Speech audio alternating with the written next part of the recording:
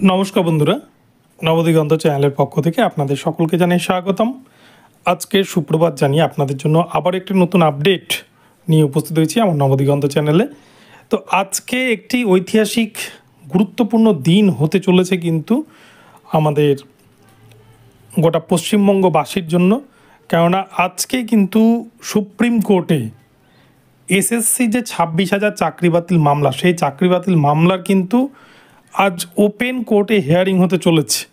কেন ওপেন কোর্টে হিয়ারিং হতে চলেছে এবং এই প্রসঙ্গে এসএসসি কী সাবমিশন দিয়েছে এবং এই যে রিভিউ সাধারণত কাউন্টারে হিয়ারিং হয়, তো কাউন্টার হিয়ারিংয়ে কী কথোপকথন উঠে এসছে, তো চলুন এই বিষয়ে বিস্তারিত আপডেট এই ভিডিওতে শেয়ার করতে চলেছি এবং এই রায় কোন দিকে গড়াতে চলেছে তারও একটা আগাম পূর্বাভাস আপনাদেরকে দিয়ে রাখবো।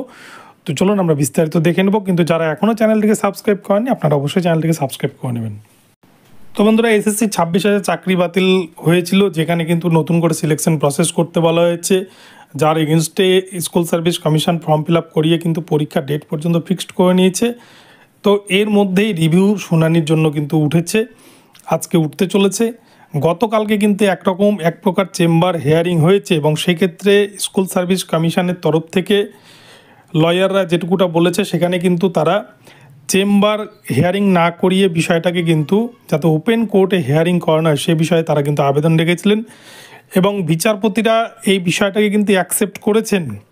বিচারপতিদ্বয় সঞ্জয় কুমার স্যার এবং সতীশ চন্দ্র স্যার, তিনি কিন্তু এনারা দুজন কিন্তু বিষয়টিকে এসএসসি সাবমিশনকে গ্রহণ করেছেন এবং সেটাকে কিন্তু ওপেন কোর্টে যে শুনানি করানো হবে সে বিষয়ে কিন্তু মত পোষণ করেছেন এবং আজকে ঠিক দুপুর 1টার সময় কিন্তু এই মামলাটি আজকে উঠতে চলেছে সুপ্রিম কোর্টে এবং সেক্ষেত্রে কিন্তু গুরুত্বপূর্ণ যে শুনানি সেই শুনানি কিন্তু হতে চলেছে এবং যে রায় ছিল সঞ্জীব খান্না স্যার এবং সঞ্জয় কুমার স্যারের যে রায়, সেই রায়ের ওপর কিছুটা হলেও কিন্তু পরিবর্তন হয়তো হতে পারে বলে কিন্তু অনেকেই আশাবাদী এবং আমারও কিন্তু কেন জানি না মনে হচ্ছে যে এটা হয়তো হতে পারে, আবার নাও হতে পারে, কিন্তু হওয়ার চান্সটাই বেশি। হয়তো যোগ্যদের চাকরিটা হয়তো আপাতত বহাল রাখবে সুপ্রিম কোর্ট এবং যারা টেন্টেড ক্যান্ডিডেট তাদের হয়তো চাকরিটা হয়তো বাতিল করতে পারে।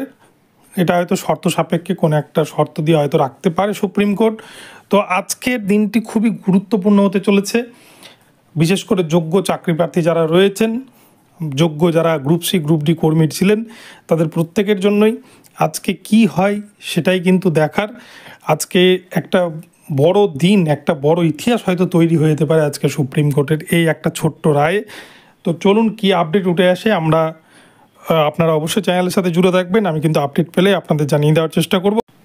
তো বন্ধুরা, ভিডিওটি এখন এখানেই রাখছি। ভিডিওটি ভালো লাগলে চ্যানেলটিকে সাবস্ক্রাইব করে দেবেন। দেখা হচ্ছে পরবর্তী ভিডিওতে। সকলে ভালো থাকবেন, ধন্যবাদ।